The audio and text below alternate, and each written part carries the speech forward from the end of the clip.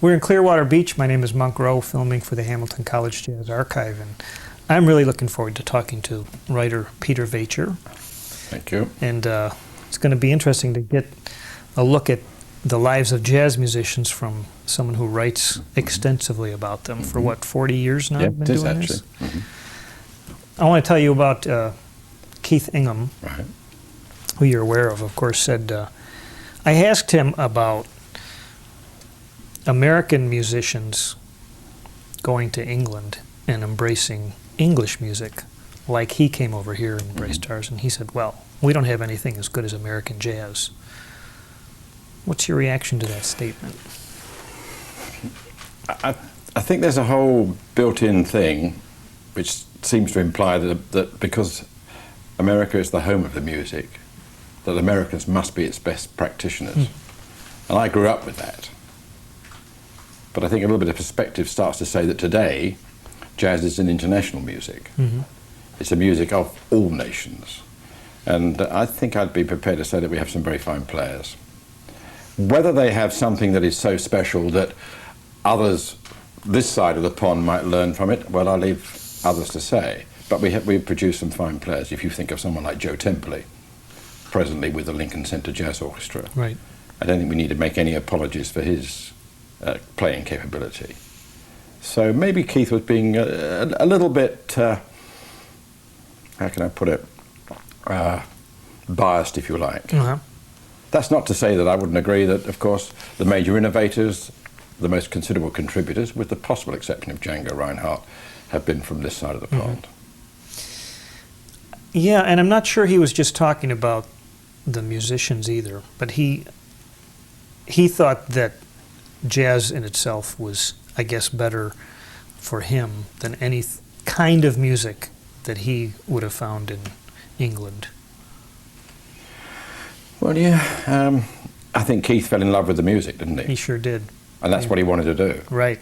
And he found, I think, the London scene, to a degree, restricting. And like a number of other English players, George Shearing, of course, Derek Smith would be others, Marion McPartner, who you mentioned, he saw, you know, the bigger opportunity this side of the Atlantic. New York, in particular, being the focal point, as he saw it. I'm sure that was justified. And I know, because I spoke to him last year, that he feels that it was a wholly good move. And who's to say he was wrong? You know, as he sees it, that must have been right for him. How did you fall in love with the music? Oh, I can tell you quite specifically. I wrote a series not long ago called The First Time, where I asked people about their kind of Damascus moment. And it was quite interesting, you know, different reactions. I know precisely when mine was. I was 15 years of age. I was in France, staying with some cousins, and I went down to a student's cafe, and on the jukebox they were playing music I'd not heard before. And specifically, I heard Sidney Bechet's version of The Onions, Les Oignons. Not a record I'd much want to hear now, but by gosh, it bowled me over. And that was the moment. It was as specific as that. When I got back to London, I found the record, bought the record, and of course that started to open up all sorts of possibilities. When were you born? 1937. Okay. Did the American servicemen coming to England during the war have any impression on you, or what they brought with them? No. Of course, you were only not too old. The only thing I can remember is that the favourite thing to do, if you saw American servicemen, was to go up to them and say, "Got any gum, chum?" And that's what, as kids, that's what we did. Yeah. That was about it. I can remember seeing American servicemen around, but no awareness that they might have brought music or anything like that at all. Right. What was the music in your household like?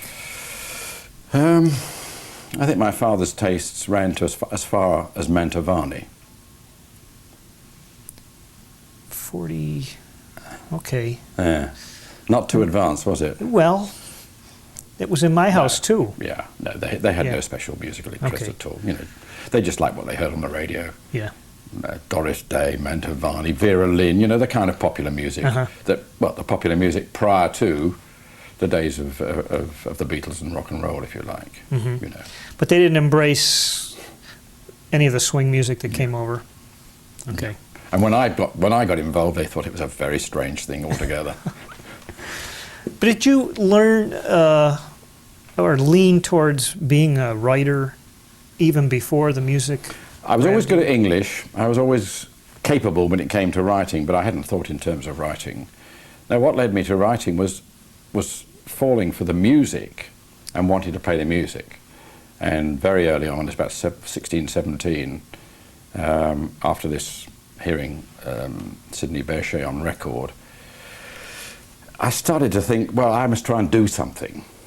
Mm-hmm. And what I remember in particular was the Glenn Miller story, when that came out. My pal and I saw it 3 times in 1 week. Mm-hmm. And I remember to this day walking up where we lived and us saying together, we're going to have a band. We hadn't actually worked out what we were going to play. We hadn't worked out whether we could ever manage to do it, but we were going to have a band. And we kind of tossed a coin. I got the trombone, he went and got the trumpet, and that's how it started. Okay. And we wanted to play. Yeah. And we found other like minds at school, because we all were at the same school. Mm-hmm. And we formed a jazz band. And we had a lot of fun, and well, it was probably just an amateur thing, but it was great fun, and we had a lot of fun doing it, you know. So you hadn't played the trombone before that? Nope. That's interesting. I'd done no musical study. We didn't have a piano at home. I just found this desire to play the trombone out of this, well, you know, from the movie, inspirational moment, and I thought, well, if all you got to do, you pick it up and you blow into it. I'd already played the bugle in the. We had a cadet corps marching band at school, mm-hmm. and I'd played the bugle in that. I'd played the fife, which is a small flute. And I also played the tenor drum. So, you know, I was already kind of involved with that kind of musical activity, quite limited. Therefore, I'd got some lip, because I'd played the bugle for a number of years. So I knew I could get a note out of the trombone. That was all right. The difficult bits about which notes, you know, I had to try and deal with later. Yeah. I saw that movie. I can't begin to tell you how many times. Yeah. In fact, I never forgave you guys for that English Channel thing that he went down. Yes, that's right. Yes. So it wasn't our fault, honestly. Although they still think there's the possibility of finding him one day. Yeah. They're still looking down there. Well, did it occur to you, or at that point, that maybe there's a career for me at some point here? No. We were just doing this because but this is the time of the English traditional jazz revival, the trad boom, right? That's the period we're talking about, middle 50s, before I went in the army. That was just about the time that people like Chris Barber, Ken Collier, Ackerbill, all those guys were kind of getting going. And we were just sort of bowled over by this, you know, strictly traditional jazz. I wanted to play traditional jazz. By that time I knew who Kid Ory was, and I was aware that that was the kind of jazz music I wanted to have a go at. And we all felt the same, you know, quite purist, and just wanted to have a go at it. Were those records fairly easy to get? Oh, yeah. Oh, that's good. Yeah, not in great quantity. I mean, it was the days of 78. Right. You know, you kind of went down to the record shop to see what had come in, what had been released. I mean, you know, the first record I bought, I can still remember, was a 78 of General Morton's Smokehouse Blues. The second one was Kid Ory's Oh Didn't He Ramble? And that's the band sound that we thought, that's what we want to do. We want to play like Kid Ory's Creole Jazz Band. I'm not quite sure we made that, but that's what we wanted to do. Did you ever make any money doing it? We played youth clubs and school things. So what you might get was beer and sandwiches. I don't think anyone ever paid us actual money, but they kind of said, come along and play, and you know, you can have as much beer to drink, or you can have as much food as you want, or something like that. And the irony of it was that we got just about our real professional breakthrough, if that was going to be it, when we were named as the interval band at a dance in the centre of London, where there was a quite well-known jazz band as the principal band. Okay. And the tickets were printed. Our band was called the Apex Stompers, and there was Dave Carey's jazz band, which was quite well known, and the Apex Stompers, and that was the week I was called up to go into military service. So that was our kind of prime moment, and I wasn't there. No. So there you are, you see. And it was a tough break. I had to go to the army. I couldn't sort of say to the army, look, I've got this important opportunity. So. You said you were the interval band. You could mean you were the relief band. Yeah, Is that what precisely. they called it? Yeah. Yeah. Okay. Yeah. But our name was on the poster, our name was on the tickets, we were going to, really do it. Oh, man. Oh, so there you Couldn't are. get a deferment just for that one. No, they weren't prepared to listen to any of that. What'd you end up doing in the military? I went and served in the cavalry, that's the tank corps in England and in Germany, but I did basically clerical jobs. Yeah. In what we called the orderly room, which is the headquarters. Mm-hmm. So just 2 years. Okay, so you get out of the service in your late 20s? No, I was about 21, I suppose. Yeah. Wow. 21, because we just did 2 years national service, you see. So... I took my trombone with me everywhere. Oh, yeah? Yeah. Never found the other people who wanted to play, Okay. but I played all on my own. Bit pathetic. Reformed the band when we came out. Mm-hmm. Wasn't quite the same again. Yeah. And by that time, with 2 years gone, we'd lost ground. We hadn't improved like others of our equivalents had improved. And we realized that we were kind of playing catch up. And I knew it wasn't going to really happen, Yeah. Jazz is a demanding musical art form, as we all know, and it was a bit late in the day. Do you think that even that limited amount of playing you did in the genre helped you write? What it made me want to do is to communicate. I mean, the reason I write then and now is out of the desire to communicate about my enthusiasm for this music. It's an evangelistic process as far as I'm concerned. Okay. I'm trying to stop people and try to say, hey, listen to this, experience it. And I think once I knew that we weren't going to get very far by playing, a sort of odd sequence took place. I can just remember thinking, I really ought to be writing about this because it's important. And I want to make sure that other people get some sense of why it's important. Now, that's all very pretentious, but that was what was in my mind. So I started writing very early on in my 20s. Once the band started to kind of, fall by the wayside, I started to, have a go at trying to write reviews and just, see if I could get something into print. Yeah, a lot of knocking on doors and trying to make connections. Well, a little bit of that. I was very much helped by a marvellous man called Max Jones, who was the premier jazz critic of the Melody Maker. I got to know him early, and in fact we stayed firm friends right through to the end of his life. And he let me he started to publish little bits by me in the Melody Maker in the late 50s, and that was helpful. And by then I'd started corresponding with one or two musicians and things like that, and you could kind of pass on a few newsy tidbits, and they would go into Max's column. So I got the taste for it that sort of way, I don't know if this is a generalization, but the British writers seem to take great pride in details and making things absolutely correct. And I think of Chris Sheridan and the book he wrote on Basie that is an unbelievable Do you know project. about the one he's doing on Monk? No. It's due out any time now. It's 545 pages. Wow. And he's done one on Cannonball Adderley as well. Ooh. Yeah, something excites you. Okay. Is that out? I think it's coming out any time, if not already. It's probably emerged by now. Yeah, I know Chris. He's assiduous. He's a what? Assiduous. Assiduous.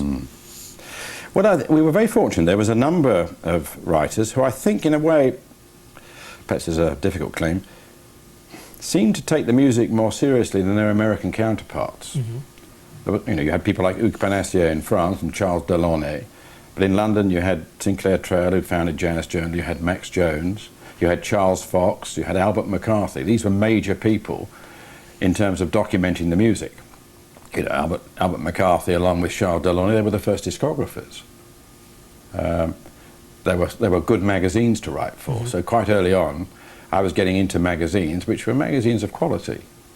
And it was principally because of these key people, particularly, as I say, Max with the Melody Maker, and then Albert McCarthy with Jazz Monthly, which was a fine magazine, a bit on the lines of the Jazz Review, Yeah. Nat Hentoff's thing.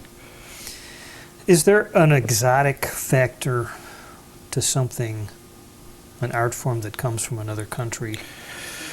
I think a lot of us were kind of caught up in the racial element of it. Oh. You know, a lot of the writers and a lot of the opinion formers were leftward leaning, right, socialist people, and what they were empathizing with was, of course, the situation for black Americans.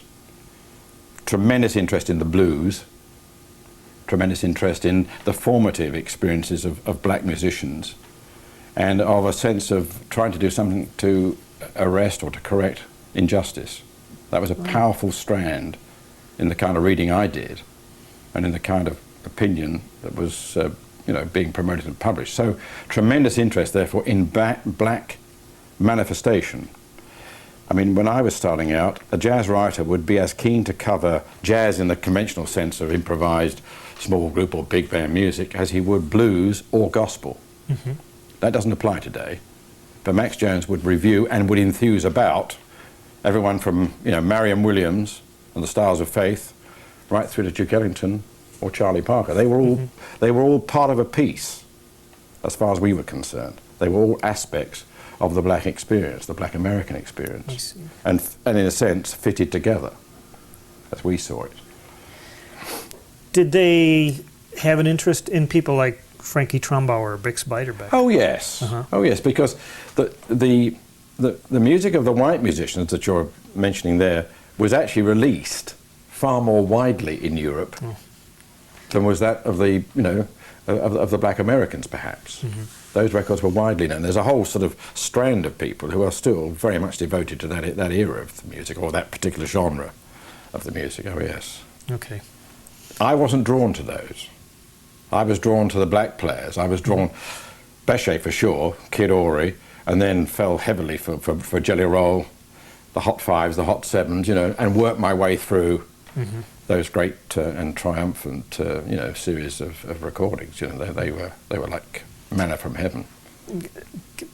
Put it in words for me, if you can. What made them so distinguishable? The energy, which is still a powerful factor to me, the rhythmic drive, and just that sense that something was kind of bursting out of the grooves that was quite unlike anything else. To me, then, Beiderbecke and Trumbauer seemed effete, right? Mm-hmm. A little restrained. I like that sense of, all-out emotion. I think it was the emotion, in other words. And I suppose by then I'd started to read a lot. I'd read Louis' autobiography by then. Oh. I'd read Vacher's autobiography. I'd read, Rudy Bleche's Shining Trumpets. There was a whole literature that was kind of inspiring and informing at the same time. And I think the focus then, and probably has continued to be, was on the great black innovators, that sense that the momentum of the music came from these key people, from Jelly Roll, from Louis, King Oliver, if you like. Yeah. They were the playmakers, So I think that's what hit me hardest. Yeah. Got to a point where you actually could make a living as a writer? No. Okay. No. The writing has always been a parallel thing. I mean, I got married when I was 24. Right. We started to have our family. There's very few people in England, and I can think of a couple of writers, in a sense, who said, I'm going to be a full-time and professional jazz writer. They were a rare breed. Max was on the Melody Maker, okay? That was a full-time job. He was very much the exception. Most of us were, I suppose, amateurs in the strict sense of the word, wanting to do things to, document the music, interviewing musicians. I began to think every black person that walked up and down Oxford Street must be potentially a jazz musician, Right. So if players came to town, people like me would swoop on them and try and get them to give us their stories, and because we wanted to document the music, document the stories. I think probably by then one of the books that had influenced me terrifically was Hear Me Talking to You, the wonderful oral history. You thought, gosh, I want to do that. I want to get these stories before they all disappear, Were you perhaps one of the first people to hit on some of these guys for stories, do you think? Because nowadays, a lot of them have been, they've been telling their stories a lot. Yeah. Well, I can certainly recall I mean, I brought the book I wrote about Joe Darensbourg. That started, and that may be worth talking about for a minute or two. I saw his address in Leonard Feather's Encyclopedia of Jazz. So I wrote to him. You know, dear Joe, I'm an admirer of your music, and we struck up a correspondence. He came to London in about 1962, just after I got married, with Louis Armstrong's All Stars. I interviewed him. That was the first time a full account of his career had ever appeared. That was in Jazz Monthly. Ultimately, that led to this. So I was, with some others, there was a wonderful writer called Valerie Wilmer, who's still very, very active. A number of us, I think, were starting out with the idea of interviewing as many visiting American musicians as we could get to. Not necessarily the big stars, you know, but sometimes the piano player and the bass player, rather than the top soloist, perhaps.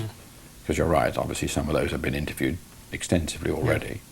And I think that was quite a useful thing to do. And often one was talking to them clearly for the first time in that sense. You know, it was the first time they'd been prompted to give their stories. Was there any problems with American black musicians, with you gaining their trust? Illinois Jacket said he'd like $10,000, if that's what you mean, if I was to interview him. Okay. Was he negotiable? I later interviewed him without having to pay any dollars, so Okay. I think it was all right. Well, you got farther than I did with him. Did you? Yeah. How Well, I did I never got rather? past his wife, I think. Oh yes, Yeah. the lady bassoon player, Carol. The current Mrs. Jaquette. I can't even remember. It's been a couple years. Yes, that would be Carol. Okay. She forswore him from alcohol and other matters. All right. She has been his saviour. He tells me. All right. Yeah. Fair enough. Yeah. No, I can't. No, I don't think so. Okay. I think most of the guys that came over, I mean, I've interviewed quite a number of, you know, guys, even, you know, older guys from New Orleans or some of the younger, sharper cats. I never sense that, because hopefully what one is conveying is enthusiasm for the music. You know, I'm trying to say, look, I've so much enjoyed hearing what you do and participating in what you do that I want to, you know, find out more and tell people something about you. And I don't think that's, you know, an unwelcome message for most people. Yeah. Sometimes you got the sense that, I mean, when I interviewed Art Blakey, because I was a feature writer for the Melody Maker by then, when you interviewed someone like Art Blakey, I think I said to you the other night, what you got was the standard interview. Let me tell you what I want to tell you. And sometimes that's difficult to break down, but it wasn't a racial or a sort of cultural thing. It was just breaking through what was already a kind of set pattern or routine. Do you have to balance what you want to write about and what an editor might want you to write about? I do now, much more now. We're very fortunate in the 60s, when I suppose I was getting into my stride on all this. I mentioned Jazz Monthly. Jazz Journal was also at its peak then. I was writing, for Coda in Canada.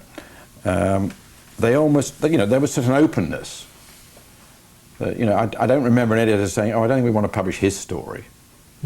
That is not the position now. I mean, for instance, I interviewed John Hicks, a terrific piano player, about 18 months ago, a couple of years ago. I cannot place a full story, an as told to oral history type piece on John Hicks. Whereas previously I would prepare, you know, someone's life story, you know, an as told to, literally a sort of, let's start at the beginning right through to where we are now. I would place those with magazines like Jazz Journal or Jazz Monthly without question. You know, they might run to 5,000 words. Well, and no one would be bothered, because that was something that hadn't been done, and it was something that people wanted to do. I can't do that now. It just isn't. Well, there isn't. That we've lost something. Certainly in the media I work for, we've lost something of a sense of the history of the music. It's much more about now. they want to hear more about the now players, the up-and-comers? The now players, the players with record company linkages, if you understand me. Yeah. The guys who are pushing the envelope. I'm interested in those people for sure, but I actually think that Joe Wilder's got an important story. What I can tell you is I've just interviewed Joe Wilder to a point, not very far into his career, and he's given me a lot of fascinating stuff. There won't be an English magazine that will want to take a piece on Joe Wilder, which is a shame, isn't it? Yeah. Just from a can't think of the word here, logistical sense, when you do that, are you sitting and writing? You're just taking notes? No. You have a little tape recorder, Yeah. is that how you do it? Okay. You ever have a favorite line to get people started? Because if you do, maybe I'll borrow it. I think really, I just sort of say, look, I really want to talk about your starting things. Can we go right back? Mm-hmm. What, you mean right back? Yeah, let's go back as far as you want to go. Let's just talk about your family life and how things started. Give me a little picture of your family circumstances, something like that. Yeah. And most people will paint you a little picture of, well, where they lived, maybe the kind of environment their parents were part of, Yeah. And then usually you'll sort of get on to, well, where did music sort of come into the picture? Like Joe's telling me today, you see, his father was, I didn't know this, a professional bass violin player. Started on the cornet, went to the sousaphone, so he's told me all about that and the bands that his father played, and that sort of opened up how he came to be involved in music, and it leads on from there. Yeah. Yeah. When you're at a festival like this, and I was observing you just tonight, taking notes. Yep. What kind of notes do you take on live music that you're listening to, so that later you can make a piece out of it? I'm a bit of a compulsive note taker. I suppose it's a funny process. I write, like a kind of almost a little narrative of the set, and hopefully you just kind of find a word or a phrase that just kind of pops out, and that's you pin that down on paper, and that can be a kicking off point for something that you actually say. I'm not going to write a piece that says at the beginning of the set he played Indiana and then he played whatever. You're trying to paint a little picture. I mean, I've got to do 2 articles about this, one for a magazine called Jazzwise. I've got 300 words to describe The whole a weekend. great deal of music. Right? Yeah. I'm doing another piece, which would be like a colour piece, as we would call it, and that's 750 words. So it's a powerful process of compression, isn't it? Yeah. What you do, you're just trying to find that little phrase which leaves some idea, a picture of what we're about, what actually occurred. But you can't. There's no way you can describe it, piece by piece. Do you have any favorite adjectives?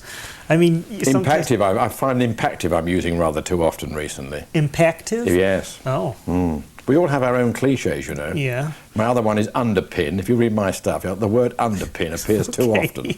I don't know. Sometimes you read things and they make statements that are mean everything and nothing, like the quintessential player, and what is that exactly? People say, well, what happens if someone has performed badly? It's very difficult. I'm always interested in what the artistic pretensions are, or what the artistic intentions are. If an artist appears to be claiming a degree of significance, and then fails to perform up to that degree of significance, I will say so. But if an artist who I respect and who has made no such claim simply doesn't perform very well, I would find a way of, as it were, not saying that. I would try to find some way of saying something like,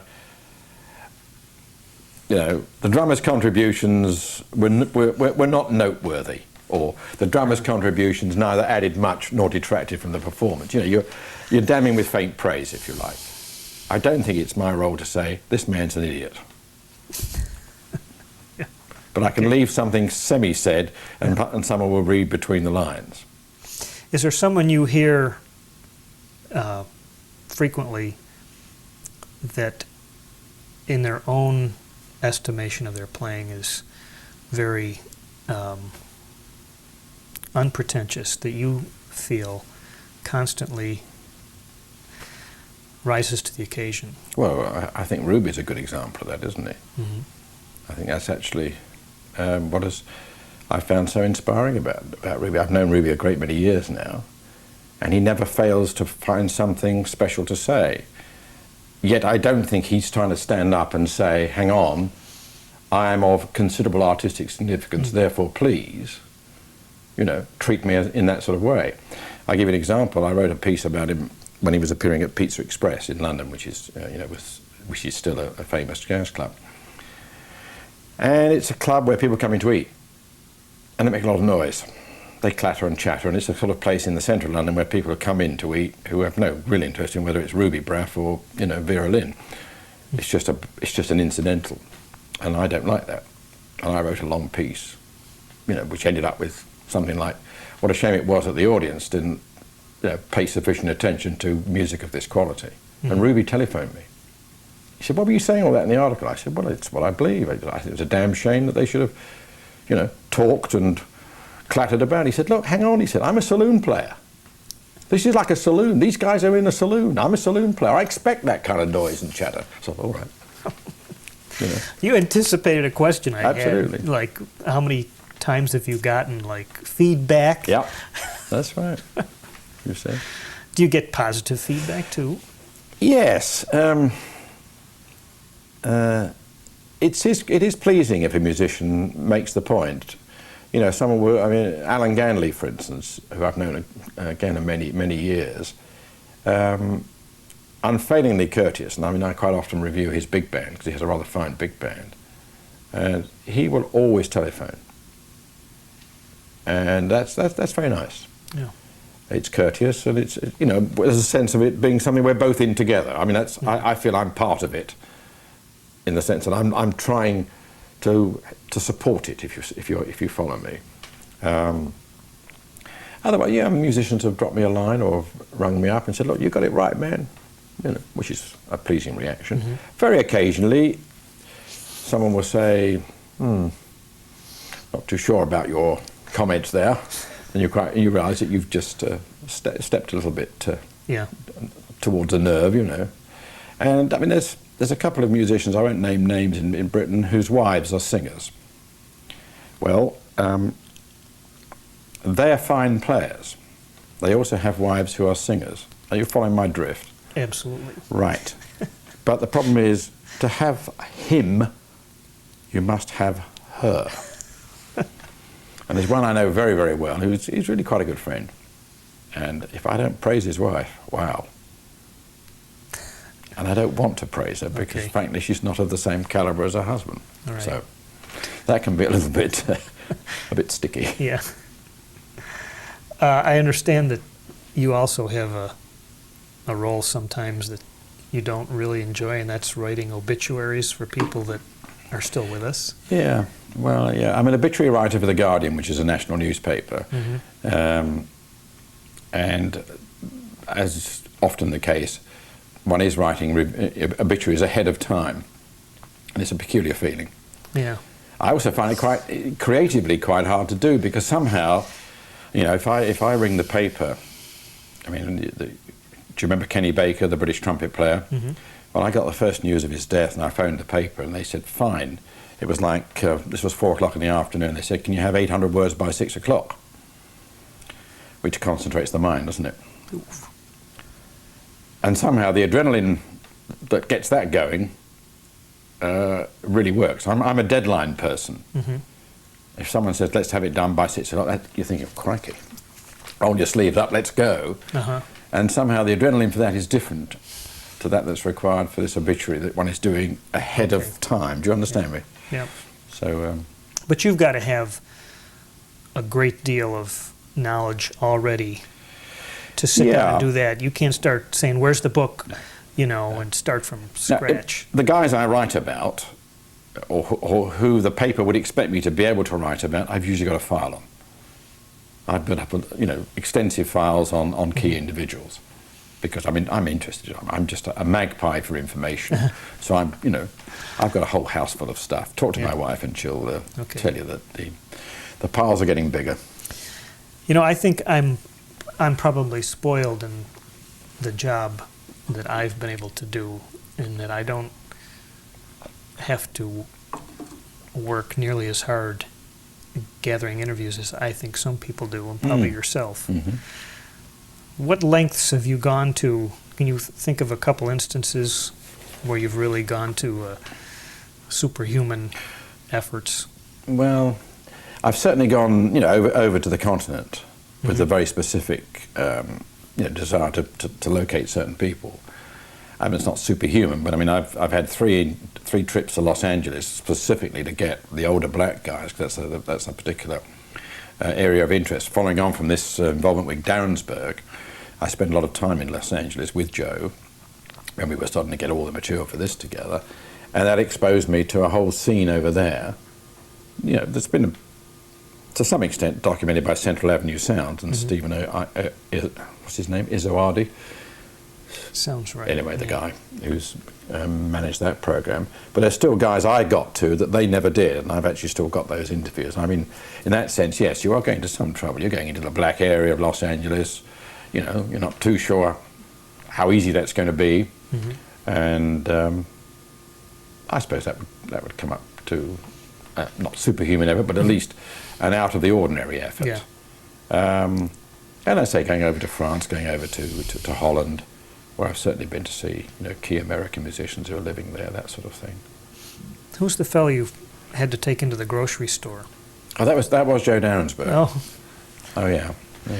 What was the reason for that? Well, Joe was quite a colourful character, and if you read this book, you'll see the ways in which he was colourful. Joe was a Creole from Louisiana who was first married to a Creole woman, well, basically because he put her in the family way.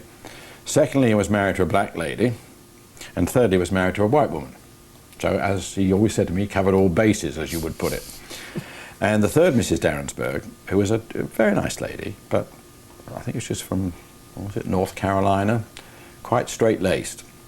And to be honest, she was the one that saw to the later years of Joe and to his considerable success and prosperity. She managed his life in a way that put him, on the straight and narrow. Yeah. But she was a bit straight-laced. And when we got to talking about some of his more, nefarious activities, particularly his various sexual liaisons and things like that, the thing I told her the other evening, in the background of the tapes you can hear her saying, "He doesn't want to know about that, Joe." Well, he did want to know about it. So we found ways to kind of continue the tape recording in unusual places, including the car when he was driving me around, and this particular occasion when we went round the supermarket while he was collecting the groceries. So we were interviewing. I was interviewing him, while he was sort of collecting the cereal and the bits and pieces. And that way we got round, his wife kind of putting a bit of an editorial hand on things. And what does his wife think of the book? She was ecstatic. Oh, good. Yeah. Well, it did justice to her Joe, because it came out just after he died, unfortunately. He never saw the final thing. Oh, but it did justice, in her views, to Joe. She was proud, as proud could be of her husband, and a terrific booster of her husband. Therefore, this was the right and proper thing that should be done. And she never made any comments about it editorially. What I'll tell you that was most interesting about that, Joe is a Creole. He had 2 lots of brothers and sisters because his father married twice. And much of what I speak about in the early part of the book is about a Creole guy who, as he put it, covers both ways. That is to say, he was a member of both the white and the black locals in Los Angeles, which is quite interesting, isn't it? Yeah. And he would work in Mexican bands, in white bands, in Creole bands, in black bands. And the real hassle we got was from the second lot of siblings, the half brothers and half sisters, all of whom were passing for white. And we had named their names in the original text. And I was threatened with a lawsuit by them unless I removed their names, because they were in a stage of their lives where they wanted no truck with someone who had appeared to be willing to live the black lifestyle, as Joe was, because Joe didn't give a damn about all that. So I was threatened. I don't know how strongly or realistically, but I was threatened with some kind of legal action unless they were removed. Well, I thought it wrong. They did. You can't deny that they existed. You can't say, you can't deny a whole part of Joe's family. But we didn't put names. You'll find there's a few names missing. Okay. The family did not wish to be named. That Creole question is really quite complex. Yeah, for sure. From Louisiana through to California, Yeah. There's a whole Creole scene still in California. How they define themselves or how other people define them. Yeah. Johnny Sincere was a Creole, and he was as black as the ace of spades, wasn't he? Joe looks like a kid. Joe would look Hispanic to you if he were here today. And he was a Creole. A Creole, officially, as I understand it, is a mixture of French, Spanish, and black. And he was never unhappy about that. That was a perfectly fair description for him. His brothers and sisters did not wish that to be the description that they wanted to hear or to see in print. Is there anything in England that's analogous to that? Well, we of course, we're now more and more of a mixture in England, aren't we? We have a tremendous number of Afro-Caribbeans in Britain, and of course, black African, black American, black British of West African descent, Nigerians and the like. Yeah. A lot of Asians. So there is some degree of intermixing. And you are still aware of the fact that gradations of colour are considered important. The lighter is better than darker. Yeah. Which I understand was the case here also. Right. In the early days. King Oliver wouldn't employ guys who were really dark. He wouldn't. Oh no. No. He was very dark, but he didn't want anyone else in the band. It was very dark. Because the perception was that was somehow, socially less good. A light-coloured band looked more acceptable. More likely to get work, perhaps. Perhaps. Yeah. It's a funny world, I remember the first time I saw a black person on television speaking with a very strong English accent. It just seemed very strange. Yes. Well, we've all got these sort of perceptions, yes, haven't we? we do. I was going to run a few names by you and just maybe make a comment on them. Actually, King Oliver was going to be a name.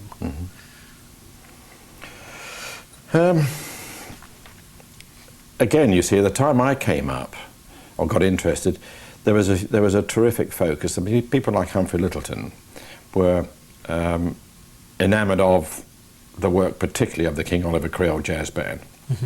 And then, of course, the Louis Armstrong Hot Five, Sandy Brown and Al Fairweather were, bowled over by that group of original innovators. Then a slightly later group became very involved with Bunk Johnson and George Lewis.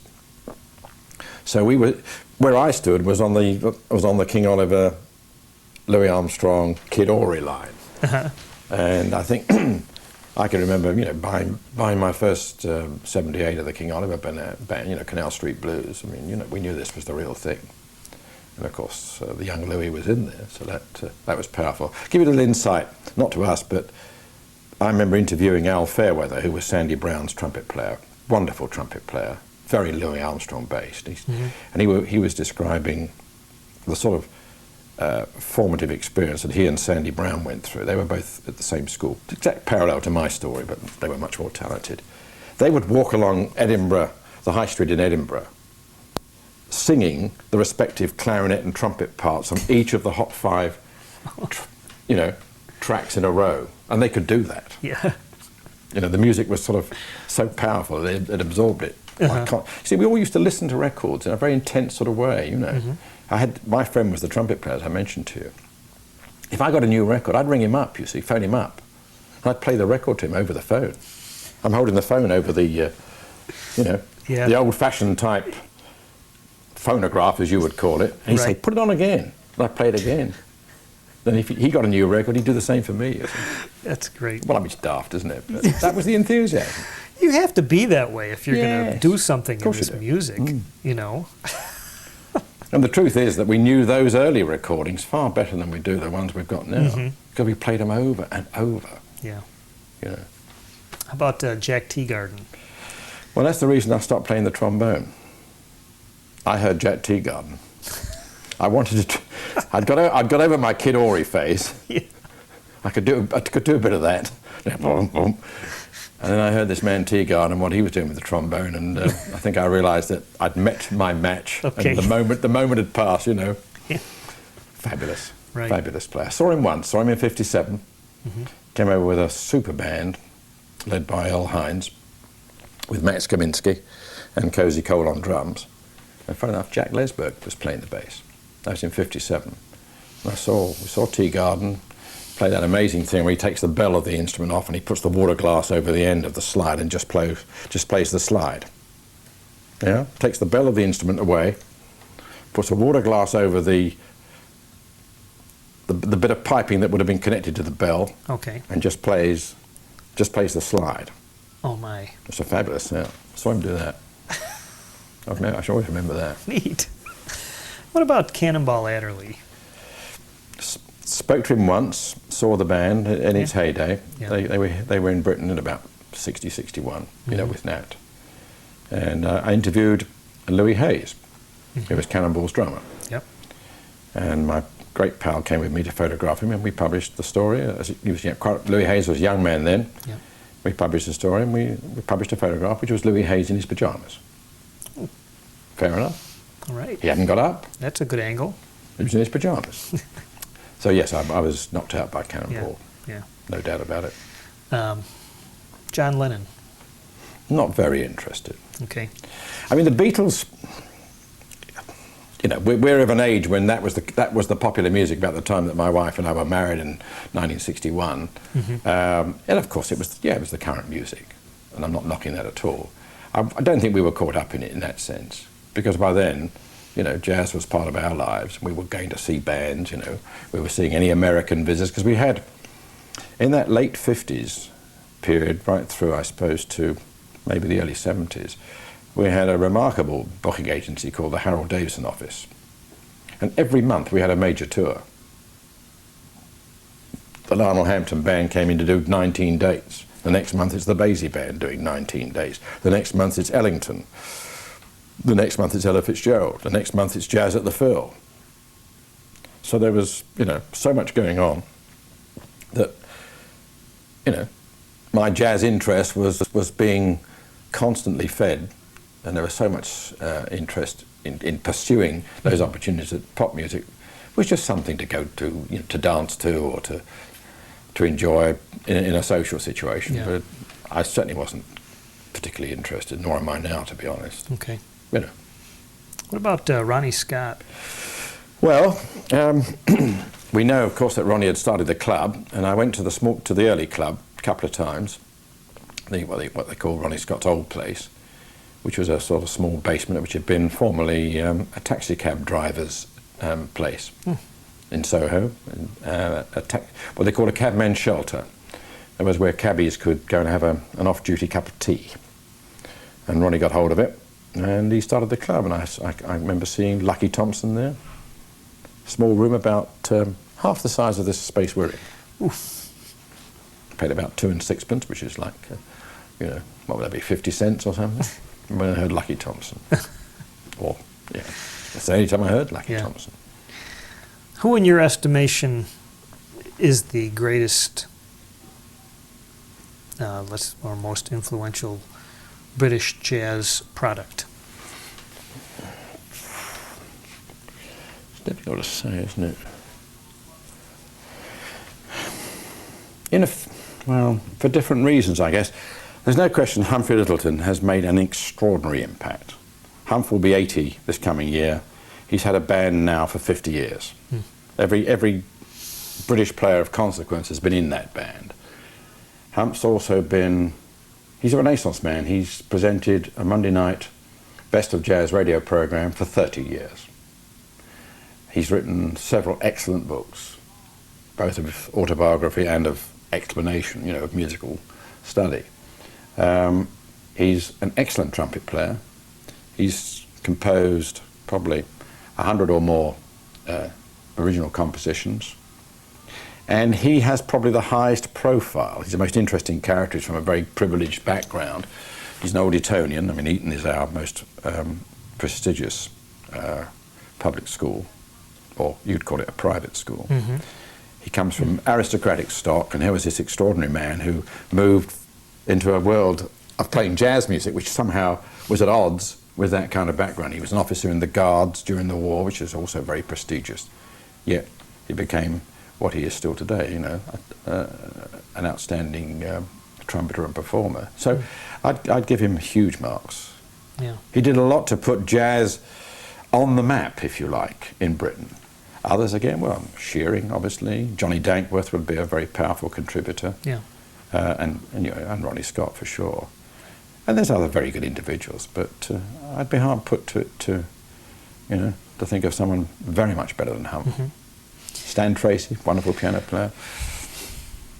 I don't know if I ought to ask this question, but do British people resent the fact that a lot of your best artists seem to come here and stay? Well, originally I think we felt great pride, you see. Uh-huh. The idea was that if you could make it in the States, by golly, that was a tremendous accolade. Uh-huh. You know, because after all, America was the home of the music. So when, as I say, someone like Shearing came here, Ronnie Ball, good bebop piano player, came here. Of course, Victor Feldman, one of our great exports.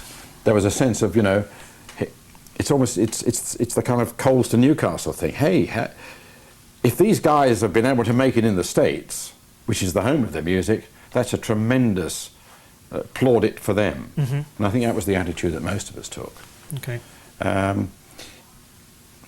I don't think there's an opinion now. No one would say of Keithing, "Oh my gosh, he's sold out by going to the States. He should have stayed home." And okay, that's fair enough. Today's environment, why shouldn't he go there? Let him go where he wants to go. Let him see what he can do. Yeah. In a broader sense, I'm interested in what Britain thinks of the United States as a whole. How do they look at our last November's mess with the election? And well, I think we'd think that was laughable. Mm-hmm. It got a lot of space. But we'd think that Clinton's escapades were grotesque, really. Yeah. So, I don't think the great British public would have too strong an opinion either way. They'd say they're all a bunch of, rogues and vagabonds. Mm-hmm. And they don't feel much different about our own politicians, to be honest. Yeah. So I don't think that did America any favours, let's put it that way. Okay. But the the extent of American influence is very considerable. Obviously films, certainly TV, and a lot of American lifestyle aspects, the dreaded fast food, for instance. Plenty of that. Uh-huh. McDonald's for on sure. the corner. There'll be 1,000 outlets by the end of next year, I think, in Britain. It's a lot, isn't it? Yeah. About 999 too many, perhaps. Well, no, I think there's always there's what is called a special relationship. We're both we're close to each other in many ways. That's not to say that we think alike. George Bernard Shaw said, "Two nations divided by a common language," and there is still something of that. But I think we feel pretty comfortable with the relationship, I guess. If you got an assignment to write about someone who's been written about a lot, could you envision how you would find your own angle to give this person?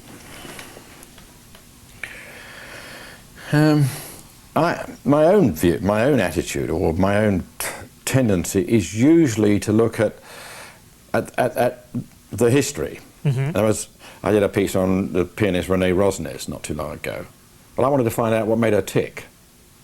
I didn't actually want to do another puff about her latest record. Yeah. What editors want often is just go and talk to her about her record, because that'll please the record company. Well, I'd much rather sort of find out what made her the pianist she is in terms of her influences, a little bit of her history and background, and maybe one or two of the incidents in her life. and that's what I did. So I tend to want to find out about, you know, the jumping off point. Mm-hmm. What made a person become what they are? What was the kickstart? Okay. That's where I would tend to go. Yeah.